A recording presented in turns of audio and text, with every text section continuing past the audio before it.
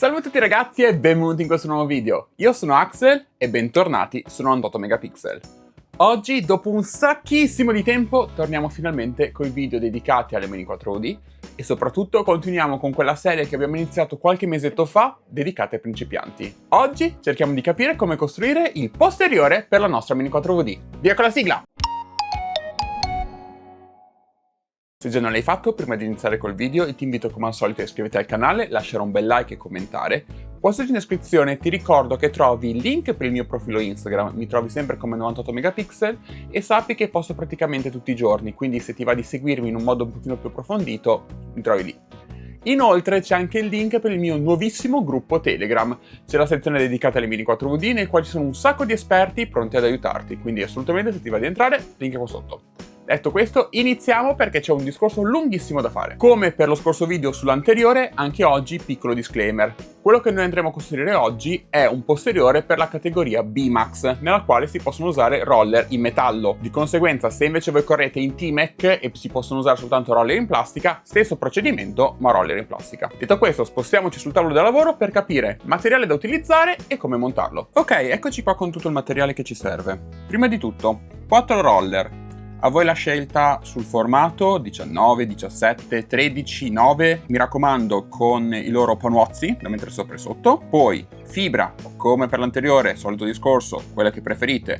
Nel mio caso utilizzo una da 3 mm che mi permette di avere il foro da 13, in quanto uso roller da 13, un pochino più avanzato rispetto al solito delle altre fibre, perché stavolta voglio provare ad avere una mini con un passo più corto tra anteriore e posteriore. Dopodiché viti da 3,5, vanno benissimo delle viti normali, rondelle larghe, autobloccanti o rondella tagliata più dadino normale per bloccare il tutto, a seconda di quello che avete voi a disposizione. Ora, regola d'oro per quanto riguarda il montaggio di un posteriore. Basiamoci su un telaio FMA che ha il posteriore assente, quindi dobbiamo montarcelo noi, non ha pezzi di plastica da torno. Possiamo montarla o sopra o sotto. Se la montiamo sotto, qual è il punto? Avremo una base più bassa, di conseguenza i roller verranno sparati molto in alto, faranno un pochino più di leva, ma si abbassa il baricentro. Qual è il problema? È che montando ruote medie o piccole capite bene che c'è poca aria sotto, c'è poca luce, di conseguenza se dobbiamo montare un antiaggancio, se dobbiamo montare i freni, la regolazione d'altezza del freno sarà veramente limitata. E sinceramente io ultimamente non mi ci trovo bene, preferisco avere qualcosa di sparato più in alto. Ora, se volete un esempio di una fibra montata sotto, questo qua è il mio Super 2 con antiaggancio e tutto il resto, come potete vedere è tutto veramente regolato al millimetro, c'è veramente poco gioco. Il freno ad esempio non si può regolare in altezza, anche perché se lo vai a regolare alzi poi i roller, quindi viene tutto molto scomodo.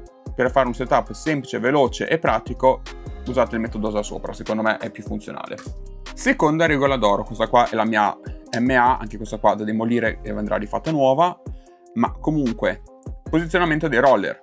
Quello sotto deve essere poco sotto l'assale come altezza, ok?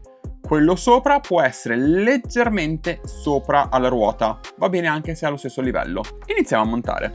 Prendiamo la nostra vite, panuozzo di sotto, roller, panuozzo di sopra. Generalmente, visto anche spessore della fibra e tutto il resto, va bene come spessorimetro quello da 1, questo qua, lo inseriamo, poi roller, mi raccomando centriamo il buco giusto e a questo punto rondella. A cosa serve la rondella? Come per lo scorso video serve per distribuire meglio il peso. E poi uno spessorimetro grande, quello praticamente sono 2 spessorimetri medi uno dopo l'altro. Dopodiché secondo roller, panuozzo, roller e un altro panuozzo. A questo punto autobloccante e via a striccare il tutto. In questo modo fate la prova, roller scorrono bene, non hanno impedimenti vari e se provate a premere qua sopra, il roller sopra non si deve muovere, deve essere un blocco unico perché fungerà da appoggio lungo la paratia della pista. A questo punto facciamo la stessa cosa anche di qua. Ed eccoci qua con il nostro posteriore montato, veramente semplice, veloce. È facile anche da gestire perché mettiamo che vogliamo abbassare o alzare la posizione dei roller a gusto proprio, basta che cambiamo semplicemente gli spessorimetri ed è veramente molto leggero, quindi non aggiunge troppo peso alla macchina. A questo punto noi avremo il nostro telaio, Mi raccomando, per quanto riguarda il posteriore, se possibile, quindi se avete i fori passanti, vite da sotto, anti-aggancio, che è quella fibra che vi ho fatto vedere prima, questa qua. Freno, o nel mio caso freno e poi anti-aggancio, dipende voi da come siete messi con le altezze. Fate passare il tutto e quando la vite spunta fuori ci appoggiate il vostro posteriore. Anche qui 2 autobloccanti a tenere il tutto fermo e siete a posto. Bene, direi che il nostro video si può concludere qua. Se già non l'hai fatto, io ti invito come al solito a iscriverti al canale, lasciare un like o un commento, in questo modo mi aiuti veramente un sacco con l'algoritmo di YouTube a fargli capire che il video ti è piaciuto ed è stato utile.